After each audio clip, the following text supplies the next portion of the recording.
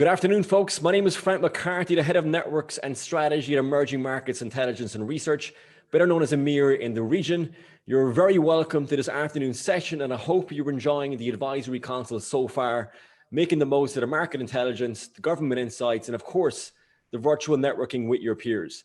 Now, in this session, we're going to turn our attention to the post-COVID investment climate, imagining a new future for the UAE. Now, the UAE government continues to roll out one of the world's largest stimulus packages to support local businesses through the pandemic. But amid the challenges, the pandemic continues to fuel new technologies, sectors, partnerships, and business models. Now, more than ever, new ideas for the UAE's future economy are important.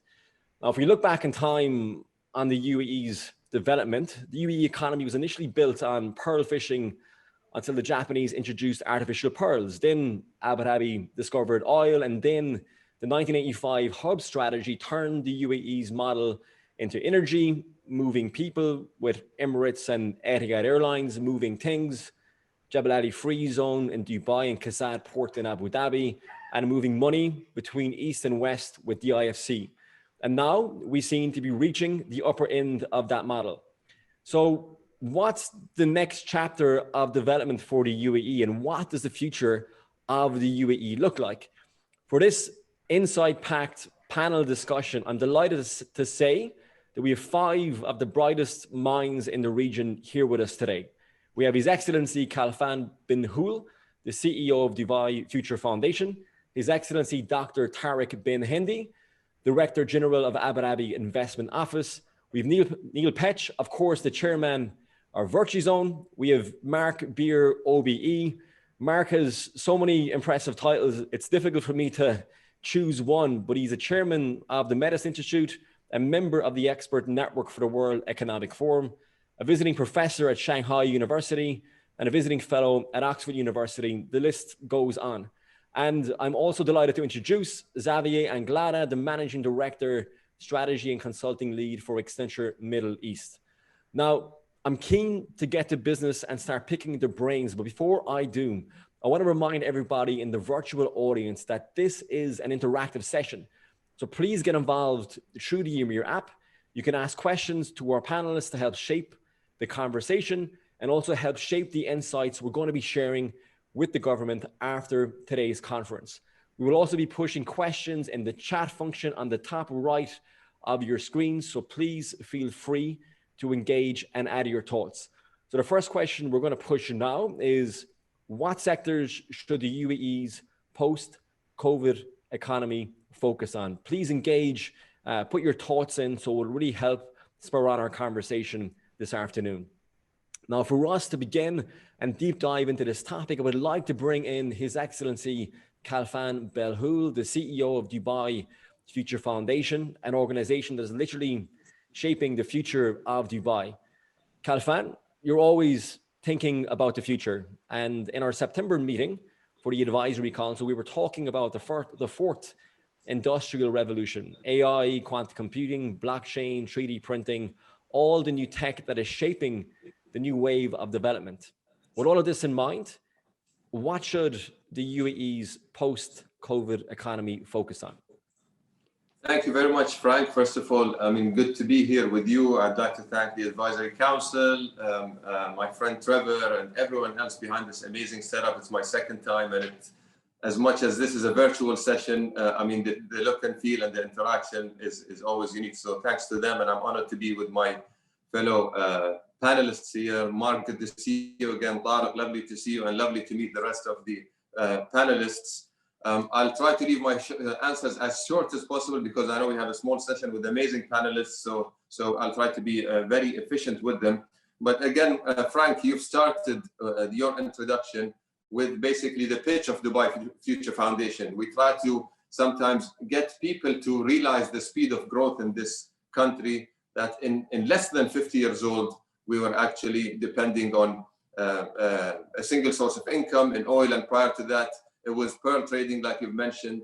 And in such a short period of time, we're now in those discussions discussing the fourth industrial revolution and discussing technologies and digital economy. And that's because the DNA of leadership here, they take quantum leaps and bets to be ahead. And that's what defined the United Arab Emirates to become a leader and a hub in many ways. But I got to emphasize on one thing. I mean, true, we're talking about post-COVID and what's going to happen post-COVID, what are the economies post-COVID. But I think there's also, we shouldn't disregard the pre-COVID economy of the UAE and what we were good at and how we can create efficiencies in those economies and sectors, because they were the recipes of success for the UAE, whether it was tourism, whether it was logistics, and basically the financial centers in both Dubai and Abu Dhabi and beyond. I think those kind of sectors that have created the successful story of the UAE, we should really focus on them and ensure that we enhance them to align them with the fourth industrial revolution. We cannot deny that the digital economy and the impact of digitalization will play a massive role. We've heard His Excellency Abdullah bin Tog, and we've heard also Mark's amazing basically session earlier, talking about the impact of digital economy, talking about the impact of how free zones will change. Free zones maybe at some point of time were valuable and were extremely visionary at that time. And I gotta maybe elaborate on Mark's remarks there. At some point when the country was a desert, creating that free zone to attract talent, to tie up with local talent in different setups in free zone and in partnerships with UAE talent, just to ensure that shoulder rubbing happens between global talent and local talent was excellent for that time, and the clustering was excellent. But I think now we are beyond that, where the value proposition becomes that the whole country now is a free zone, and the strong message is all about talent. And we're talking about a country that has more than 190 nationalities, with 90% expats, and with competition rising, and Mark elaborated on that as well in his session. So putting all that into perspective, I mean, technology and inclusiveness and openness will be a major recipe of success. But the beauty is that we have leaders and a government that listens and that's willing to change. So with that in place, I think the emphasis on digitization and openness going forward will be a key success factor in the future of digital economy. And I'll stop here if you don't mind. Excellent, Khalfan. I'm going to bring you back. I have another question on something you just said there. In terms of resilience, what types of business do you think will flourish for the UAE moving forward into the future? So I think obviously when you talk about resilience, you talk about how can you mitigate your risk in different situations. In the situation of a pandemic, the pandemic is a global issue. So it was really hard to have some, let's say, regional diversification, because the pandemic was basically all over the place. So it's the more you diversify, the more you mitigate your risk. But one major, I think, step for the UAE is for us to, in the future, become an exporter of talent. I think the openness here and the importation of talent is one major step going forward to introduce new economies. But this effort and this openness and this rubbing shoulder between the importation of talent and the building of our local talent through academia and beyond should fructify by creating local talent and local products that can be imported globally. So I think with all the openness that the UAE is pushing for, the inevitable fruits of the future should be the exportation of talent based on this formula and the melting pot in the country. They're all excellent points, Khalfan. I think at this point, I want to bring in His Excellency Dr. Tariq bin Hindi, the Director General for Abu Dhabi Investment Office. Dr. Tariq, it's a pleasure to have you. I think in this conversation, you're the perfect person to have on this panel, because this is probably what you spend your day and night thinking about it. You probably potentially dream about this type of conversation, making Abu Dhabi an investment destination. So since we're looking at this from a federal point of view, how do you recommend that we promote the UAE as a destination? Where do you think the opportunity is? So, one, thank you for having me. I think two, more importantly, and this is something that over the past week with all the events that have been happening in the UAE and with GITEX and so on, and I had the privilege of being on a panel with my brother Khalfan, who's on this call, and he made a very, very good point on the panel to the audience about that this is not about looking at the past, it's about looking forward, right? And it's about looking at the opportunity that this presents itself. Abu Dhabi, to a large extent, is already an investment destination. I mean, if you look at the height of the pandemic, right in the midst of the pandemic, ADNOC signed arguably the largest FDI deal this year, right, for the region. And it was no small feat. You're talking about over $10 billion of FDI coming into Abu Dhabi and ultimately the UAE. And I think what's been created over the past 50 years, and you highlighted this, Frank, right? You said that we were a pearl diving economy that were then forced to reposition. And I think that moment in time was a pivot for many people here in terms of saying we never want to be reactive again. It's got to be proactive. So when you look at the sectors that we've got here already, where you've got a competitive advantage, right? You look at what's been created in oil and gas, you look at tourism, you look at hospitality, and so on and so forth. The list goes on. There is definitely standards and information and knowledge that we can transfer and export out. And we're seeing that now in all of our discussions with our Israeli counterparts, which we're very lucky to now have a strong relationship with. But equally, in sectors where we believe we can create that competitive advantage out of both necessity, but also because we know that we have the willpower to do it, and not to sound no pun intended here, but ag tech is the low hanging fruit for us, right? We've got so much land and so much technology looking for support to be able to develop themselves here and localize it for our requirements so that we can then export that to the world, that I think we've barely scratched the surface there. And that applies to healthcare, that applies to, and Khalfan will know this more than many people on this panel, right? Preventative medicine is an area that we need to move in now. And adopting technology to be able to cater to that preventative medicine is extremely important. We have incredible infrastructure in the UAE from a healthcare perspective, but now it's how do you make sure that patients are taken care of at the essence, right? And I think this is what it all comes back to, right? And I'm bringing this back around full circle to also what Khalfan had mentioned, is that yes, this pandemic has highlighted so many things that need to be tweaked, not necessarily changed drastically, but just tweaked. This year has been absolutely dominated by this pandemic, but also we can't forget that there have been protests and political transitions and so many. I mean, we started this year with one of the worst wildfires in the history of the planet, right? Or what we can recall in Australia. And people don't remember that now, right? So it's about understanding that these types of things are going to impact us on a global level, that we here in the UAE do not view ourselves as being isolated from the rest of the region and the world. And on the contrary, the world was looking for hope. It was looking for that bravery, and we gave it to them through the Abraham Accords. This was very strong leadership, right? And I'm bringing it back to that because it's important in the narrative of not being reactive. We have to be proactive.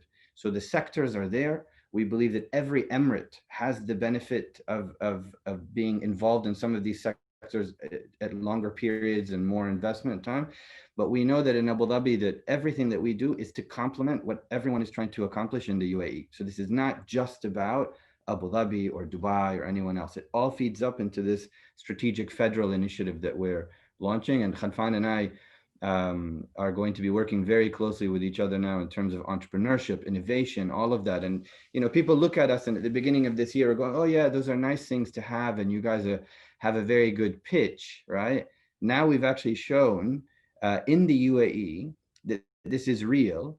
And during probably arguably one of the most challenging periods of my life, right? We've been able to move people to the UAE where they feel safe, right? And that's important. They feel safe to be able to grow themselves in terms of their careers, but also the environment that we've created here. And so again, I look forward to developing every one of the sectors, and we have to complement and collaborate more with all of our international partners to be able to accomplish that. Yeah, Tarek, they're very good points. And even on the angle of proactiveness, I know innovation is a driving force behind many of Abu Dhabi's initiatives and programs. So I know you've touched upon this in your intro so far, but I guess in the long term, where do you see the investment opportunities for innovation businesses in the UAE? How much time do we have, Frank? Because if you allow me, I'll highlight everything that the UAE has to offer. The simple answer there, Frank, is that historically the model has been either people looking to extract capital from the region to be invested abroad, or for us to be buying companies from abroad and bringing them here. Well, there's a new model now. I want to invest in companies that are coming to set up here. So it helps them both from their growth aspirations as a head office, wherever they may be based, as well as from a revenue component. And it helps me address my aspirational requirements that I have and all of the needs that we've set forward in terms of how do we deliver for the number one resource that we have, and that is people. Khalfan couldn't have said it more perfectly about human capital being the driver of what it is that we're doing. From security reasons to economic reasons, so on and so on. We need people to be here to help us grow. It's the driving engine for us. And I've said this before, and some of you may have heard it. Our wealth may be in the ground, but our potential and prosperity rests in the people that call the UAE home. So I am going to continue to invest in every one of these sectors to make sure that we are attracting the right technology companies here, that they are solving problems for us in ecosystems that have been developed and ecosystems that we want to develop. And so, again, I've highlighted some of them: healthcare, agtech, advanced materials, oil and gas, downstream, financial services, so on and so forth. The list goes on. Some of them we have anchor national champions across the UAE that now you can build ecosystems around. And in others, we're looking at how do you bring those anchor companies to come be based here and then build an ecosystem around them. So I think the potential is immense for what it is that we can do. Completely agree. And even back to His Excellency's Abdullah bin Tuq, the Minister of Economy's point earlier about brain power being the next model for the UAE, it links perfectly into that. And I think the next person I'd love to bring into the conversation, which is I think a perfect fit from what both you, Tarek, and Khalfan have both said, is Neil Petch, the chairman of Virtue Zone. So look, Neil, you've helped thousands of micro businesses, entrepreneurs and SMEs set up their businesses here in the UAE. And I know you could speak about this all day, but to begin with, can you provide me an overview of how do we create an environment where we attract international startups and SMEs to set up in the UAE? I think, thank you for those words. And that means, Neil, don't speak for too long. So I will try and do that. Look, I think it's an incredibly exciting time at the moment. One of our roles as a quasi-government organization dealing with startups is to help the UAE not have a Chinese emperor clothes syndrome. Most of the people listening to this are probably extremely successful businessmen. One of the problems of success is people sometimes tell you what you want to hear and you're very set in your ways. One of the things that absolutely we need to do at the moment is do things differently. There's a massive global opportunity for the UAE and for the startup guys out there. All the news that you've seen over the last couple of weeks have been planned by the UAE for some time to bring interest, to bring confidence back. But let's not fool ourselves. The legacy revenue streams, they're not just going to come back. Sitting and waiting for the same thing to come back, it's not going to work. So we have to disrupt. We have to take advantage of the opportunities that this has presented us. And a large part of that is attitude. In Mark's presentation, where he's speaking about, and I just want to stress it again because it's so important, a digital transformation is not just digitizing, it's changing your attitude. And that is an incredibly important thing for us. And so we've had 3 months in a row, we've had record new business setups. We set up about 500 companies a month. So I think we're a reasonable barometer. But a large part of that, I think, is actually people who are wanting to stay in the UAE and who are trying to put forward their new business idea. That's fantastic. We need to support them, and just to echo what His Excellency said, is we need not to be trying to pick the low-hanging fruit, but going out to the rest of the world, telling them that this is the best place to structure your business. So what you've seen, yes, with Israel and beyond, it's the time to grab those opportunities. Excellent, Neil. But how do you recommend then we do things differently? What recommendation would you give to policymakers on this topic? Well, I think the first thing is let's, as you know, I've been in the UAE 26 years. I'm amazingly proud of that. And I believe that when we study economics in 10 years, there will be not one, but two chapters on what the UAE has done. And what it has done is, if you'll forgive my language, it's got mojo. It's got a belief that it can get things done. The Western governments at the moment are, in my opinion, kicking the can down the road. They, in some ways, startup people in those countries might feel they're being supported, but it's pushing the problem further down the road. Startups, compared to most of the people listening, the whole cycle is so much faster. They've probably got 50,000 dirhams in their bank account, so they can't afford to play a waiting game. They need to move things forward fast. So, you know, what I'm looking at, and by the way, over the last couple of days, you will have seen, for example, the launch on the Apple Store and the launch on Google Play of a new challenger bank in the region. So these sort of things are incredibly, you know, they just fill me with positivity, because my challenge, I want to go out on behalf of the UAE to the world and say, guys, this is the best place to structure your business. Israel is an example, 70% corporation tax versus 0% here. So there's a huge market that we haven't yet tapped, that we need to educate them. And we need the initial barrier of making someone who's in Montreal or in Hong Kong be able to set up their business and run their business, which means having a bank account without having to come here. The technology enables us to do that. And what we need to do, because obviously we also have to be aware that, for example, from a banking perspective, it's very important to know that the right people and the right money is coming into the country, because one rotten apple can spoil all the apples in the barrel. So using technology to establish who the ultimate beneficial owners are and so on. If we do that, if we use technology to enable people to come to this country initially virtually, to structure their businesses, their global businesses, and then also start actually setting up businesses in the UAE, then we will go a long way to that. And the great thing is that some of these steps are actually very easy. And the thing that needs to change is not technology, it's attitude.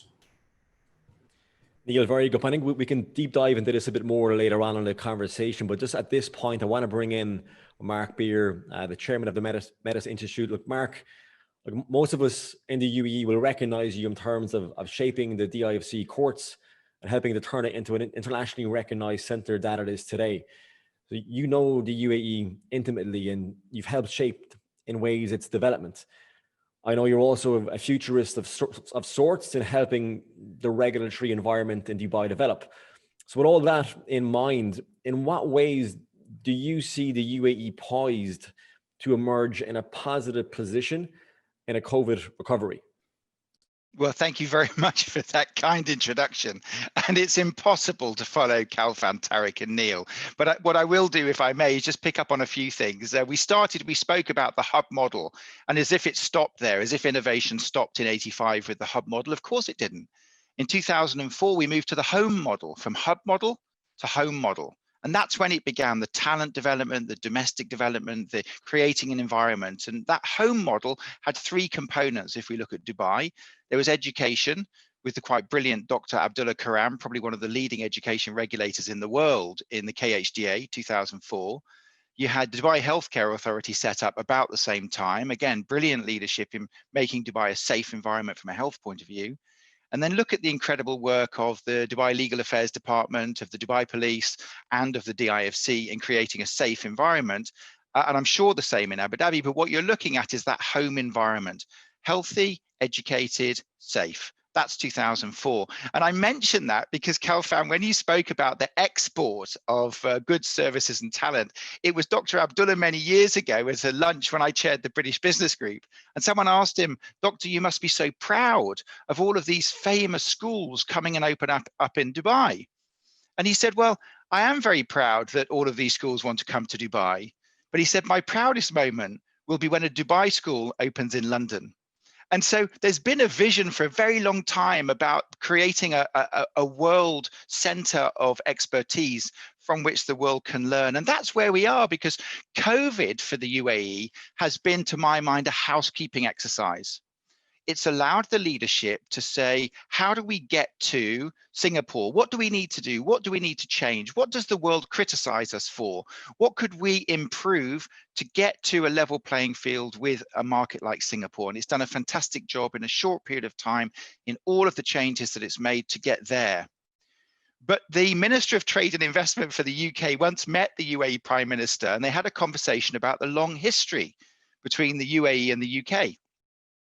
And the UAE Prime Minister turned and said, we're enormously grateful for all that you've done for us as a country, but don't rest on your laurels.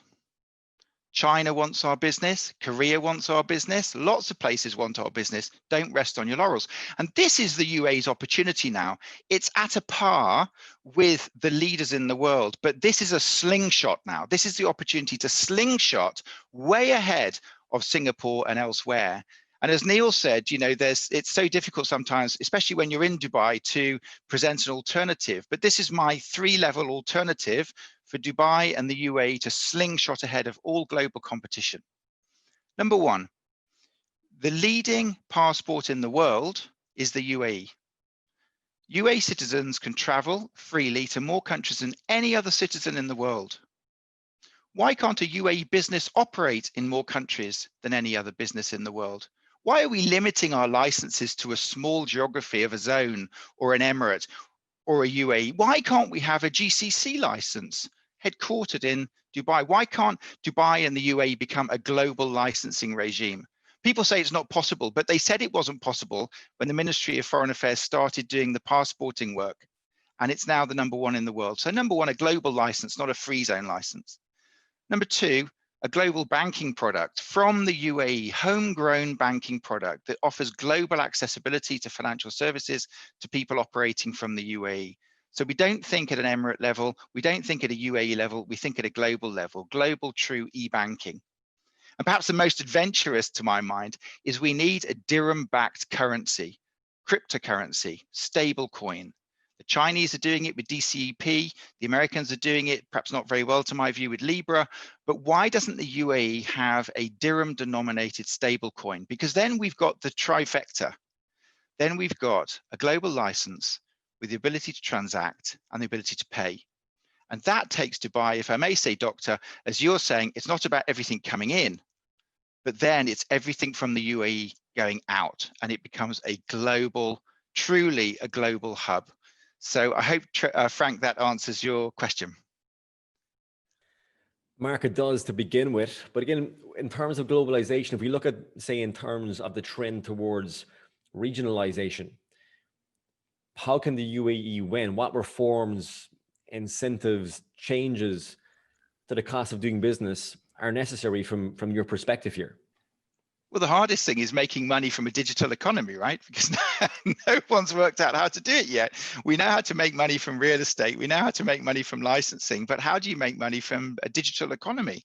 And I think it's really hard. But let's look at the research that we did at the Metis Institute about how which economies were likely to transition well. And the UAE scores very highly. It's a highly educated and talented workforce, and education is key to the transition. We've spoken about it.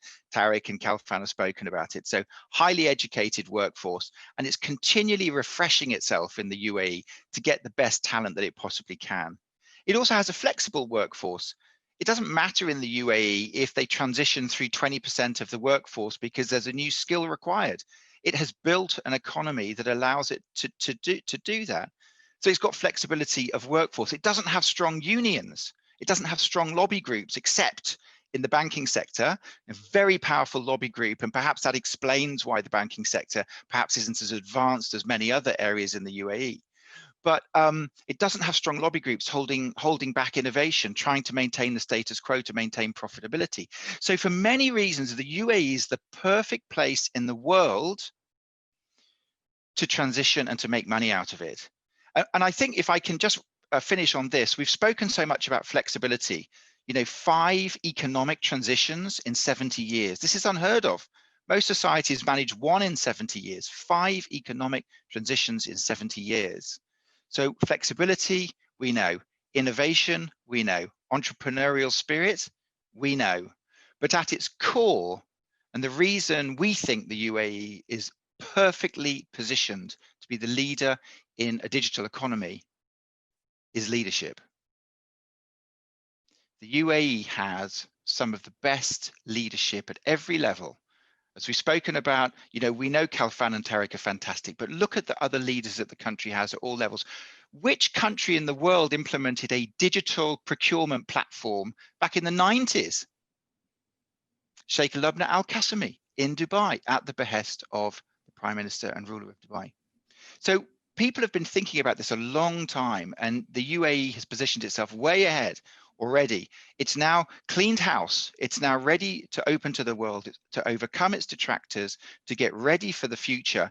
I suppose I will say my only advice, if there is advice in all of this, is exactly what the Prime Minister of the UAE told the UK Minister of Trade and Investment: don't rest on your laurels. This is your time to slingshot ahead of all of the others. And I wish you every success in doing that. I am actually setting up my own business in Dubai. So if that doesn't tell you something, I'm using the leading business to set up in the UAE, and I'm hoping to have an office in the QE too.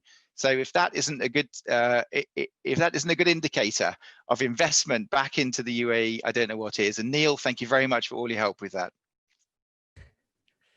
Thank you, Mark. Appreciate it. And a good plug there as well for Neil. But at this point, look, again, considering all of the conversations I want to bring in Xavier and Galada, the Managing Director, Strategy and Consulting Lead for Accenture in the Middle East.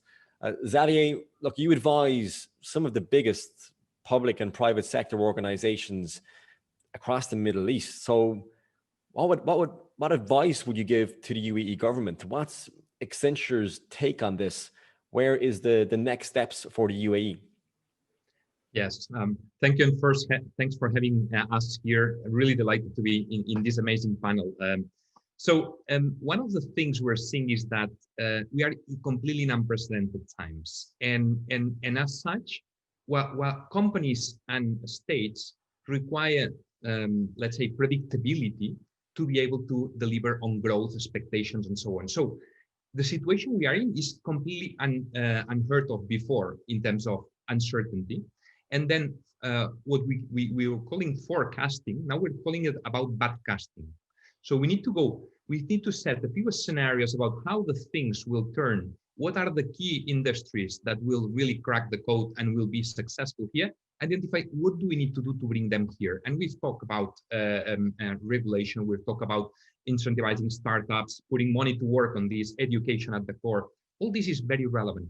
Now, it's very important we take into account the environment of this, because we are not a bubble. So there is not, it's in a globalized environment where we are. So our key message is we need to buckle up as a region, but as well thinking globally, because there's going to be much more uncertainty.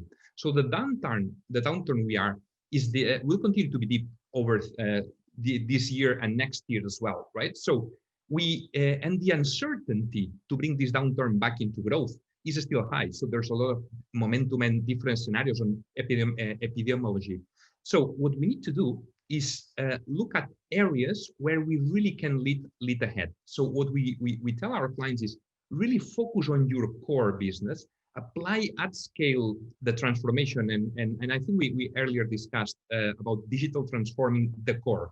And I think we are really blessed to have now being a public cloud environment, a public cloud region, which brings a lot of the services we're doing that before we needed to do on-prem at home from the offices and so on. Now we can do it remotely. This has helped many companies, but even central banks, to be able to continue to operate in a complete remote working from home environment.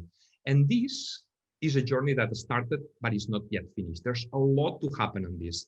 And out of this, to me, there's a couple of things that are absolutely fundamental. The new breed of leaders. To lead that, what worked in the past needs to evolve. We need to, new leaders will be the ones that are capable to lead without full answers.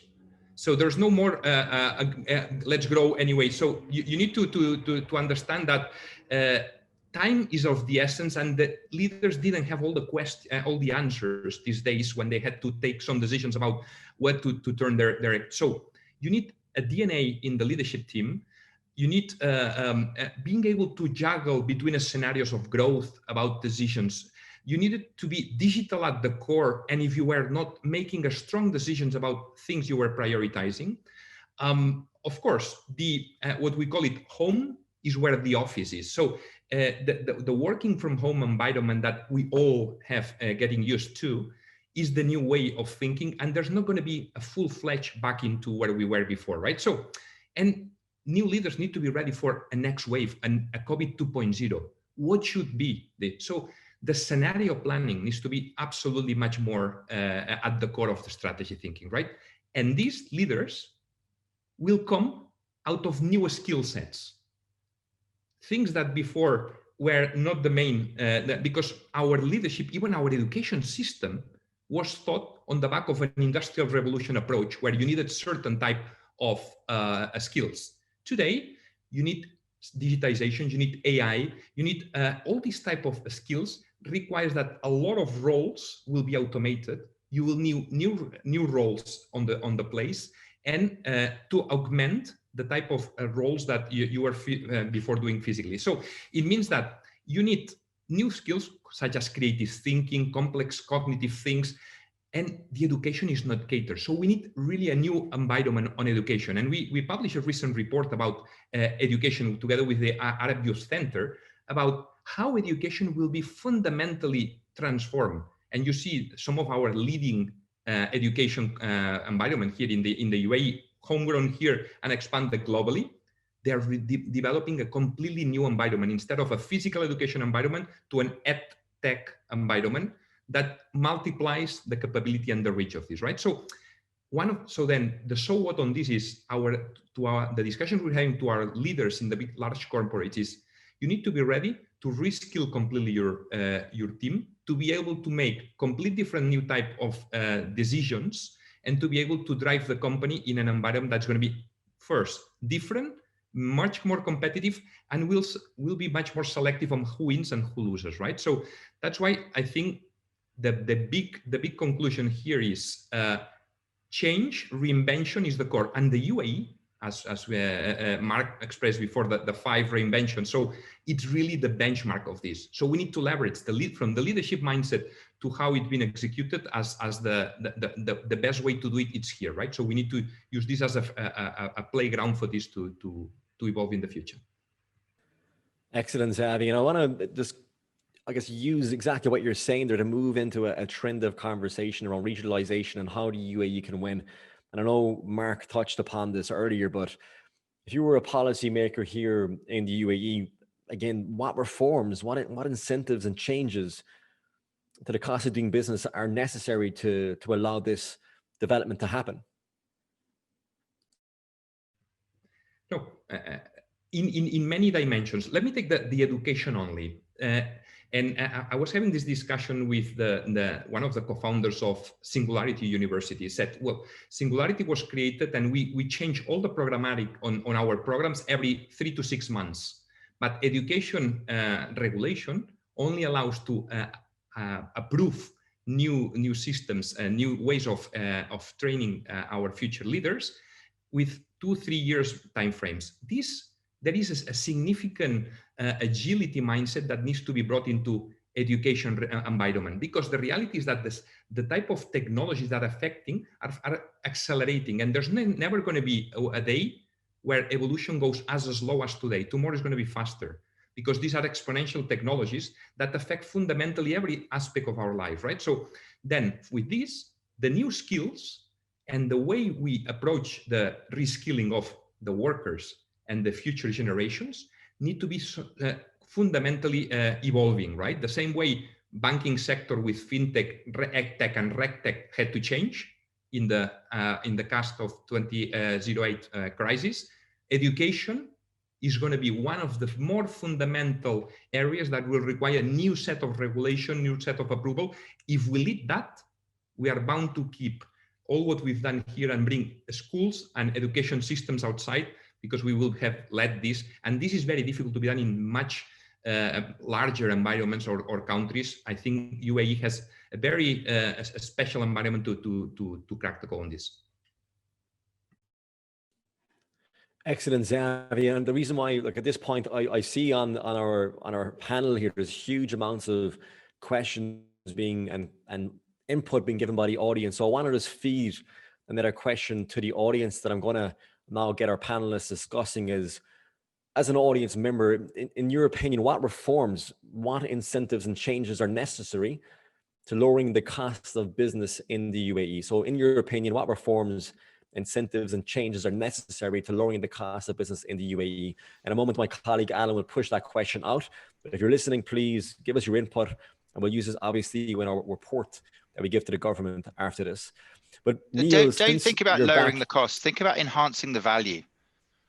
What can be added to the environment to add value? It's not about taking away, it's about adding on. That's the future, is about adding on. It's not about race to the bottom. Dubai and the UAE has something very special. Shouldn't be sold cheap, but it can be what can be added on, what value can be added on. I think that's a better way of thinking about it. Can I, Frank, I'd like to add something to what Mark just said, actually. And Mark, that's an important thing, is striking this balance. I think where we've benefited quite a lot this year is on the consistency narrative. And that is that we are consistently active and engaged with the private sector across the UAE. But I have to say, if I look at this purely from an Abu Dhabi perspective, and again, I'm not trying to promote one emirate over the other. This is effectively about the UAE, right? But if I look at the balance that you need to strike between promotions and marketing with what the actual consequences are with failure in the system in terms of the average individual, and Neil had mentioned this, right? We've got to be realistic about, it's great that we can market fantastic things that we have and the great things that we do and so on. But when something goes wrong in the system, what happens to that business or to those individuals running those businesses? This is where policy today, and what you've seen over the past few months, where policy is being adapted today so that there are no longer those negative consequences. And ultimately what we're trying to do is de-risk failure, right? Now, I have the privilege in Abu Dhabi of being able to de-risk failure through both policy transformation as well as financial support. Not everyone has those mechanisms that they can use, right? But again, today, it's about constant engagement. I would say, Frank, the easiest answer to that is that we need to continue to hear from the private sector where the pitfalls are, what it is preventing them from conducting business. And sometimes it's not about the cost. Again, back to Mark's point, this isn't about the cost. It's about how can they access more markets? How can they access more markets more simply, more easily? How do we provide them with the infrastructure to be able to sell their goods and services elsewhere? We are moving to a service-based economy. This is all about knowledge. Khalfan has mentioned this, Mark has mentioned this, everyone on this panel has mentioned this, right? It's that knowledge creation. If we are not providing the right platform, the right infrastructure, the right legal framework to be able to support and protect that knowledge and then be able to export it, we will have failed with all of these aspirations that we're putting in place. And that is today what the leadership is focused on, is making sure that one, we hear the private sector, we know what it is that their challenges are, and we deliver that change that is required. But two, ultimately, that we are as invested in the success of the private sector as they are, right? And those two things, if you put them together, are what's going to help private companies and people continue to build and grow here. So I just thank you, Mark, for sharing that. That was very important, actually, what you just highlighted. And I cannot not jump in here if you don't mind. I have to jump in for if you don't mind, Frank, for many reasons. First of all, I mean, totally agree with what has been mentioned by Mark and Tariq, and this is so many. I've been noting down the key points that have been mentioned. First of all, Mark elaborated on the leadership and the value of leadership and the delegation. Obviously, the topic of the cost you've mentioned, Frank, and I totally agree that value appreciation is even more important. Tariq also mentioned listening and delivering the required change.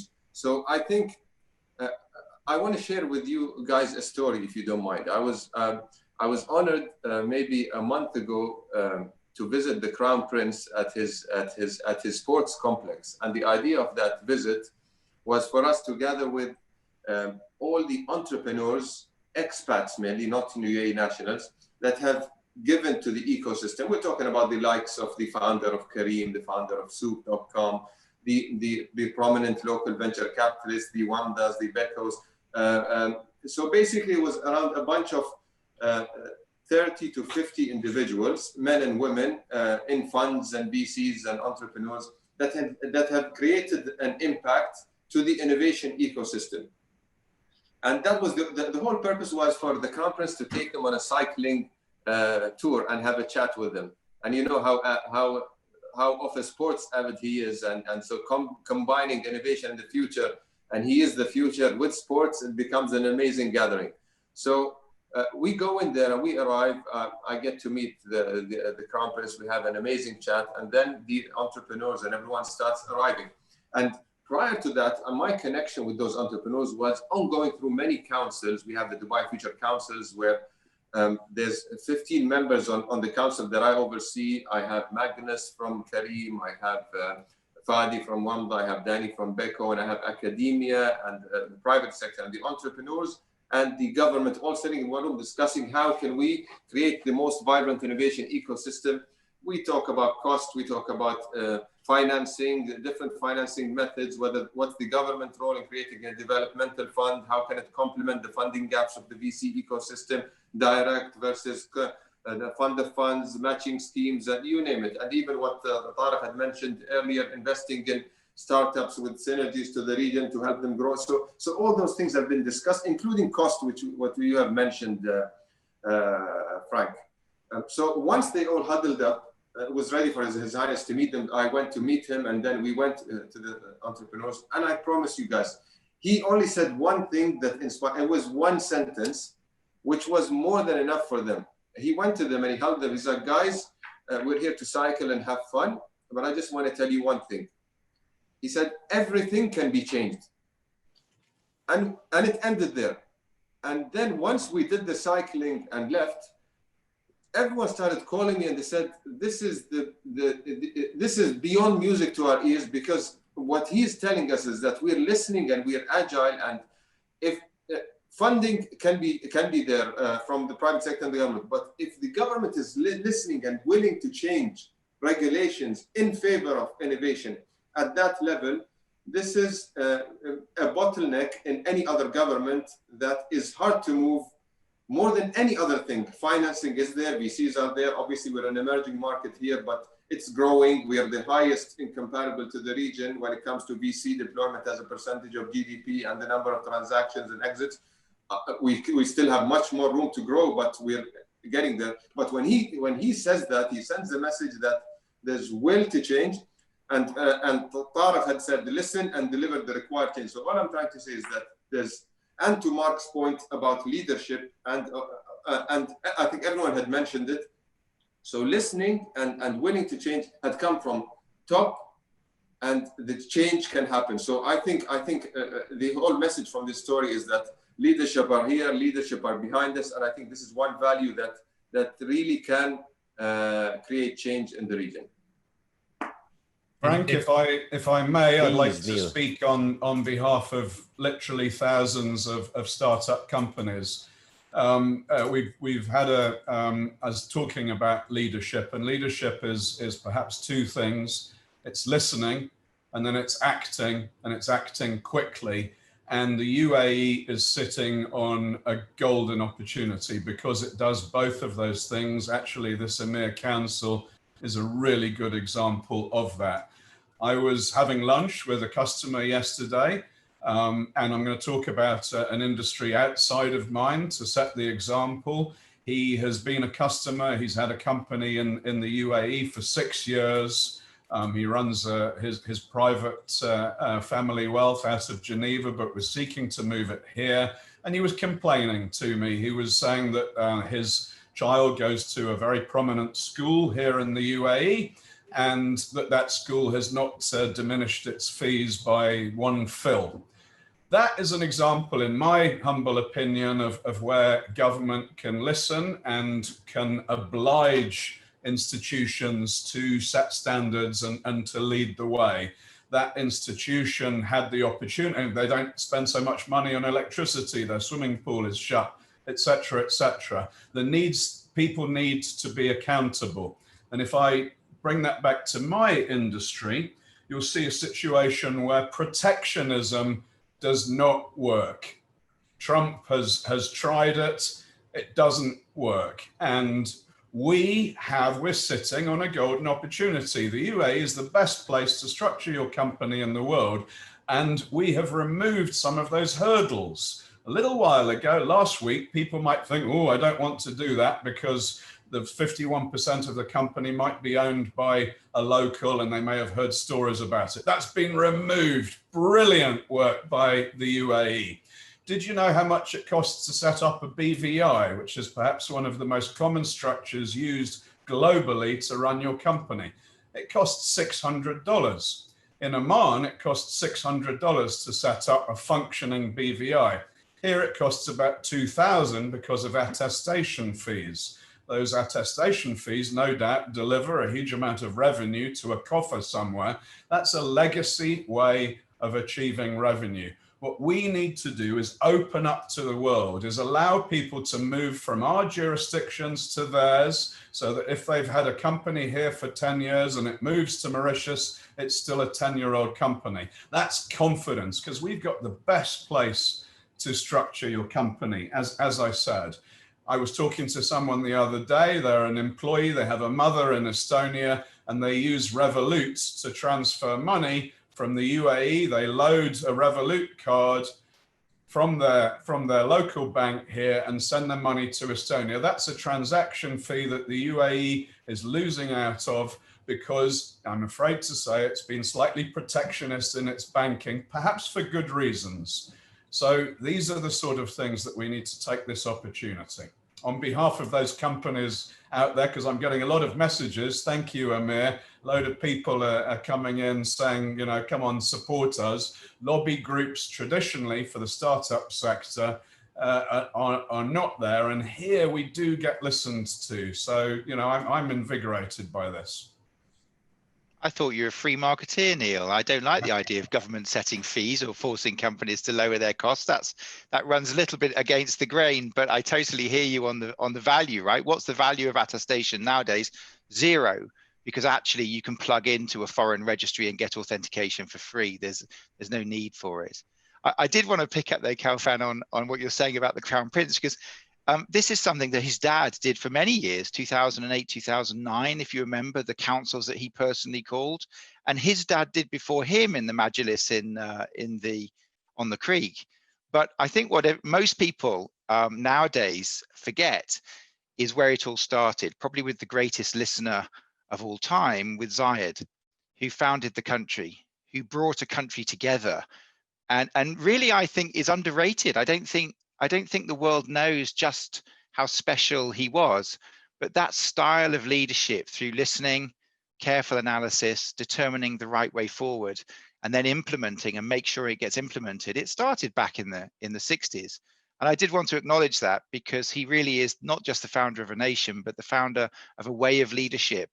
And in the same way the leader of Singapore gets acknowledged all over the world for it, I do think Zayed deserves a lot more recognition than possibly he gets.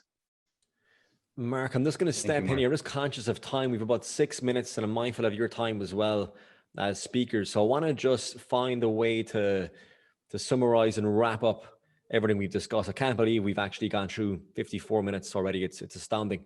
But if I was to ask one question from each of you, if you were a policymaker, what policy recommendations would you offer key stakeholders of the government for the new change of the UAE, the new business model of the UAE?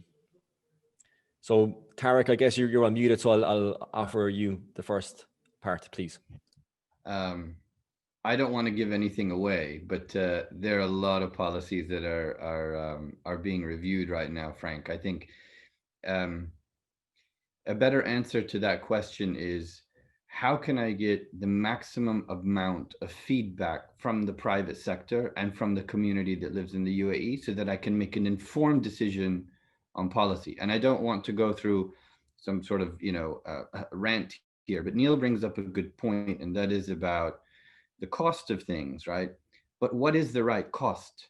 People tend to argue points in abstract, right? They remove themselves from the fact that there is a zero taxation policy. I'm not in the UK today paying away 55% of my revenue to somebody, right? So I think there is a balance. Yes, there are schools that did not lower their fees, but quality doesn't necessarily have to lower its fees, right? So again, there's a counter argument to everything, but that's not the point. The point is that there is a healthy debate to be had here. We understand that there are policies that are ingrained in the way that systems are structured. And then there are simple things to what Khalfan said. Everything can be changed. This is the way the leadership of the country is focused on this. I cannot tell you the level of determination and ambition that they have in terms of getting things done. So policy is fluid, right? Regulations are fluid. Sometimes they're uniquely local in that we can adjust them and change them for our economy. And sometimes, unfortunately, they're wedded to other nations, right? We are dollar pegged and therefore have restrictions on what we can and cannot do from a banking perspective. That is truth, that is reality. But again, what we're looking at doing is creating more platforms so that we can exchange information with the private sector, with the community that lives here, so that we understand what it is that frustrates them, what it is that we can do better. And hopefully it's not all driven by conversations about cost. It's about lifestyle. It's about permanently making this home to everyone. 10-year visas, now passed to citizenship. These are massive leaps and bounds from where we were just 3 years ago, right? So I think the policy is coming, it's coming fast, but cultures require time to catch up, right? So I think that we're on the right path. Just keep the engagement level going. And I'm sorry, I know I didn't actually address a specific policy that could be changed, but that's because they're changing so quickly now. What I say to you now may be outdated in 2 days, right? So I'll leave it. Fair enough, Tarek. And just guys, just as if I offer you a minute each to summarize on that question about policy recommendations, Xavier, can I please bring you in and get your input on this? Well, to me, a critical element is I think we've seen government being really at the head of many of the transformations. We need to bring this into the private sector and across, right? So there needs to be a way to link whatever the government sets the North Star with whatever happens in the private sector. And it's beyond policy. It's about making sure that there is a follow through on the vision, on the initiatives that are happening from government into the companies that need to drive the future. And I think this is very unique in this part of the world, and it's something that can help us really go to the next level. Thank you, Xavier. And then Mark, please. Yes, three, if I may. First, and they all begin with B. The first is beyond. Go beyond where we are. Keep looking forward, go beyond. The second one is no barriers. No barriers. Don't impose barriers on ourselves. And the third is borderless. The world is a big place. The UAE can be at its heart, its beating heart in many areas, but go borderless and allow businesses established in the UAE to trade safely under the protection of the UAE all around the world in the same way its citizens with a passport can travel safely under its protection all around the world. So go beyond, no barriers, borderless. Excellent, Mark. And Khalfan, I see you're unmuted, so I'll let you speak next. Yes.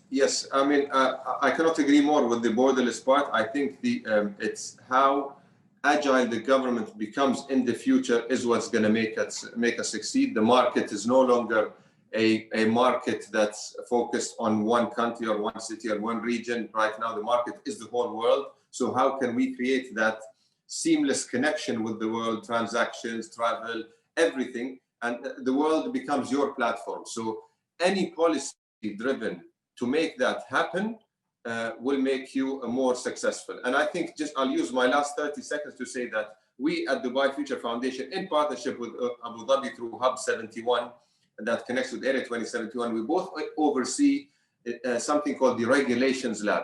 And I urge everyone that's listening to really connect to us through the Regulations Lab, because the purpose of this Regulations Lab is to test regulations and policies and amend them in favor of innovation, which is driven by the fourth industrial revolution and digital economy. So any ideas that that require change for that favor, we discuss them and we present our case directly to the cabinet, and we seek approval for policy and regulation change in a very agile way. And that's another example of how the government listens and delivers. Thank you. And thank you very much. And Neil, I'll give you the last honor of words to you. Thank you. Whether you be a business owner, whether you be the leader of a department or a leader of a country, my message is exactly the same. Look outwards, not in. And what I mean by that as a business owner is now is the time to invest to get market share. You've never had such opportunity, but you need to invest, you need to invigorate. If you are the head of a government, then make those people, make those startups, make it easier for them to succeed and make it more attractive for more to come in. So don't have an extra 1% tax on this, but encourage people, because we have a brilliant product here. We need to go out and educate. To go out and educate, you need partners in order to be able to do that. And you need to make it easy so that the first barrier to come in is as easy as possible, because as you know, you lose people at the click of a mouse. The less clicks you have to do, the easier it is. Neil, thank you very much. And again, a great place to leave the conversation. Gentlemen, I'm sorry to say the time was literally evaporated the last hour. I think we just hit the tip of the iceberg on this conversation. But look, thank you very much for sharing your time, your expertise, the policy recommendations and the insights. I think the insights shared will be really valuable for the report that we will share with the government. And what I would like to do is go through some of these insights to see if we can create new topics and themes off the back of this. In closing of today's virtual conference, I would just like to thank everybody in the virtual audience for registering today. We had over 1,000 delegates register. I think it was a great success all in all. We're going to continue these advisory council virtual conferences right into 2021 to map what hopefully we see is a success against the impact of COVID-19. For anyone that would like to learn more about EMIR, just reach out to myself or any of the EMIR team through the EMIR app or on LinkedIn. But in the meantime, until the next session of the Advisory Council, thank you for attending. Thank you to our speakers and thank you to our strategic partners. Gentlemen, thank you. And we'll speak to you all again soon. Have a great day. Thank you.